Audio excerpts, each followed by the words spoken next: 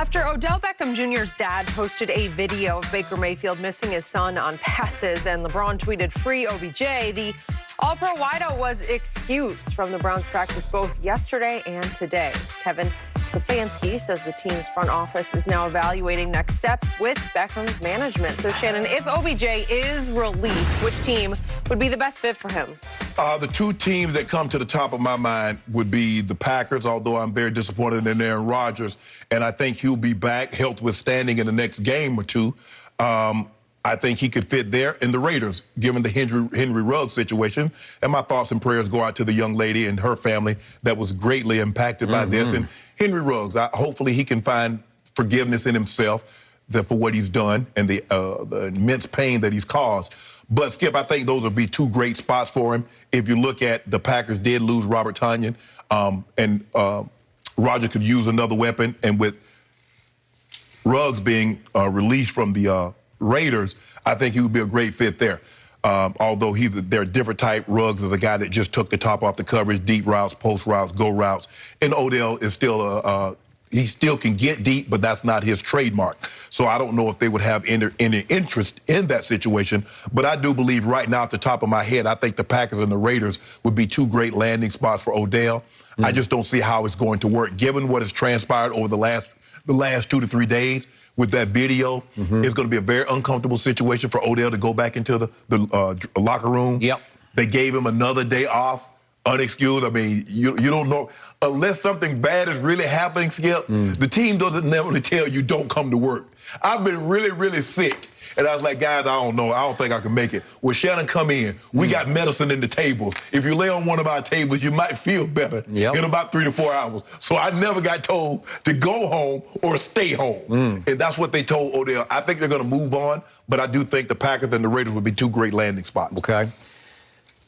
Rampant early speculation about New Orleans. Yeah. Obviously, Michael Thomas, we learned yesterday, done for the year. From New Orleans? From New Orleans.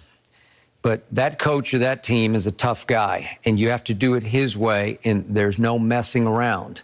And it's not Drew Brees throwing the football anymore, and now it's not Jameis throwing the football. It's Trevor Siemian and maybe Taysom Hill, depending on how they mix and match those two. I'm not sure that Odell would love either one of those two or this situation. I'm just not sure, even though it's back home. I'm not sure it's a good fit on the football field and in the huddle. I'm just not sure. Now, back to Green Bay. I get what you're saying, but what just happened in Cleveland, Odell never could make peace with living in Cleveland, Ohio. Well, you want worse than that, you go to Green Bay. Because your brother played in Green Bay, and you know all about it. And there's nothing there. It's just playing football, and it's snow, and it's football, and it's snow.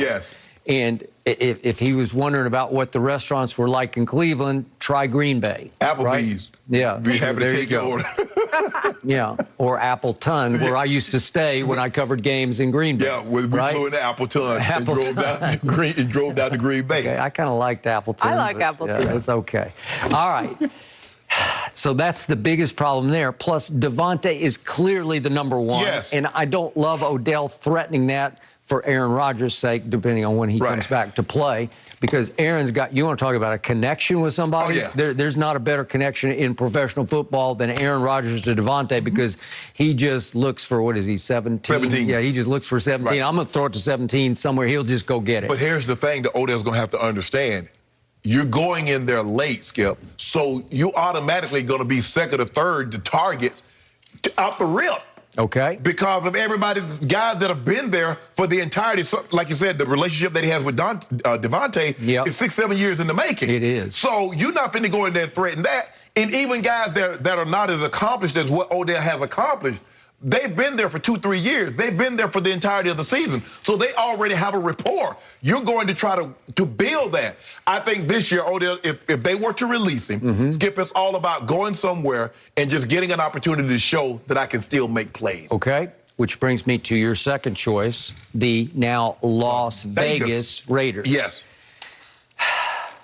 Odell plus Las Vegas equals, thumbs up. Because now you've got the brightest lights. He needs the second brightest lights this side of L.A. and New York. He had New York. Okay.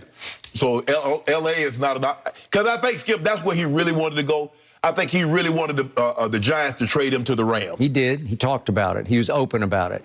And he has an off-season home in Los Angeles. Right. But Las Vegas is a pretty good third choice because if you want glitz and glitter, you got it. Yeah. So I think he would rise and shine for the Raiders.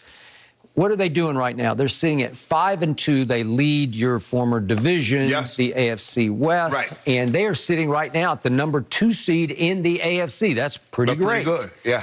They got out from under the John Gruden cloud, and now with Rich Bisaccia, he was Gruden's right-hand man for years and years, but he's sort of the flip side of Gruden, the alter ego of Gruden, because he's just kind of a nice guy. He just sits back and says, you guys do what you do, right? And he's very supportive, and the atmosphere has completely changed, and the fog has lifted, seems so, right? Absolutely, yes. Okay. So it feels like that their body language is the wicked witch is dead, because Gruden is tough to play for. He can be great to play for. He really knows what he's doing, but he is tough. And he grinds you down. He wears you down. He wears you down, and he especially can wear down a quarterback. But that's what I respect most about Derek Carr. He never made him quit. Right. Derek Carr has flourished under John Gruden because the Pro Football Focus all midseason team, Tom Brady's number 1 at quarterback. Guess who was second team quarterback? It was Derek Carr. So they're grading Derek Carr second to Tom Brady through midseason. Right. That's pretty great. I admired Derek Carr for surviving and outliving, so to speak, John Gruden. Right. I admired Derek Carr for, through thick and thin, he has gotten a little better each year to me. And he's playing at the highest level of his career. And because he's been through so much with John Gruden, I think he could handle the Odell presence, you know, all the mystique of Odell. I think he would be just fine with it. And I think he's a good dude. And I think he could connect with Odell just the way Baker attempted to, but maybe he could be even more successful. He's playing at a higher level right now than Baker has. And when I look at what they don't have, okay, so their number 1 target is a little Hunter Renfrow. He's caught 38 balls. Darren Waller, you love him. Everybody loves him. He's caught 33 balls. Then Brian Edwards is their other starter at receiver, and he's not bad, but he's caught 18 passes for the whole year. And then Zay Jones caught the walk-off against your Baltimore Ravens, but he's caught 6 balls the whole year. Well, again, Henry Ruggs, you just talked about the situation, but he's obviously gone. Okay, there's a glaring need for Odell here, and I think he would fit in the city. I think he would fit in the team. I think he would fit in this huddle, and I think he would fit with Derek Carr. I think he could be an upgrade for a quarterback and a coach who he would fit in with from jump. I think it would work. And they are positioned right now to have a year. Right? And I think the thing is, Skip, we all know that being a receiver with Rodgers can be very, very difficult because he does do a lot of finger pointing when things don't go well to make it seem like he's not at fault. It was your fault. You didn't run the route correctly. You didn't go deep enough. You didn't take it short enough. But I think, you know, Odell knows now, Skip. You could possibly be on your 3rd situation. And at the end, it didn't go well with you and Eli. It hadn't gone well with you and Baker. Now, they're not going to keep having you move around and always say it's the quarterback's fault. Because the common denominator, in if this will be a 3rd location, the common denominator would be you. And if things doesn't go well, they're going to say, well, hold on, wait a minute. We might need to reevaluate what transpired in New York, what transpired in Cleveland, and now what's going on here. So I think Odell would be on his best behavior. Not that he wasn't, but I think he understands the perception. Where I think we started using the word in 2017, the optics of this, Skip. How it would look if things don't work out at the 3rd location. Well, I haven't changed my ultimate stance. I believe Odell's in decline. He's not half the player he was in New York. And in the end, I still think he'll prove to be more trouble than he's worth. But the best fit for both parties would be not Oakland, but the Las Vegas. Las Vegas. They're still Oakland to me, but they're in Las Vegas. All right, I don't know. We'll have to wait and see how this one plays out, too. But I don't think having your dad tweeting out videos is a good start to make others want to be your teammate. That worries me a little bit. What do Skip and Shannon expect from LeBron and the Lakers? Here we go. It's going to be a barn burner. Can't wait to hear it. Next. After Odell Beckham Jr.'s dad posted a video of Baker Mayfield missing his son on passes and LeBron tweeted, "Free OBJ," the All-Pro wideout was excused from the Browns practice both yesterday and today. Kevin Stefanski says the team's front office is now evaluating next steps with Beckham's management. So, Shannon, if OBJ is released, which team would be the best fit for him? The two teams that come to the top of my mind would be the Packers, although I'm very disappointed in Aaron Rodgers, and I think he'll be back, health withstanding, in the next game or two.